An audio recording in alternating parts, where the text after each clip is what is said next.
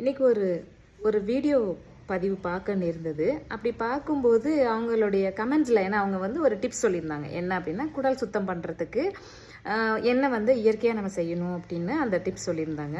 Doctor Sharmila madam அவங்க தான் அந்த வீடியோ போஸ்ட் பண்ணியிருந்தாங்க. பெரிய நெல்லிக்காய், அதில் கருவேப்பிலை, தேன் இது எல்லாத்தையும் அரைச்சிட்டு குடிச்சிருங்க அப்படின்றது தான் அந்த வீடியோ. குடிச்சிங்கன்னா நல்லா ஃப்ரீயாக மோஷன் போகும்.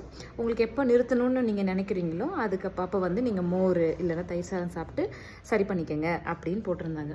வீடியோ நல்லா இருந்தது. சரி, டிப்ஸை எப்படி மக்கள் பயன்படுத்தி அதை வந்து போஸ்ட் பண்ணியிருக்காங்களா அப்படின்னு பார்க்கலாம். நான் கமெண்ட்ஸ்குள்ளே போயிட்டேன். உள்ளே போய் பார்த்தா ஒரு சிலர் வந்து உண்மையான விஷயம் அப்படின்னு போட்டிருந்தாங்க. ஸோ அந்த டிப்ஸ் வந்து கரெக்டு அப்படின்ற மாதிரி எனக்கு தோணுச்சு. அதில் ஒரு நண்பர் போட்டிருந்தாரு, கல்யாணம் பண்ணிக்கலாமா?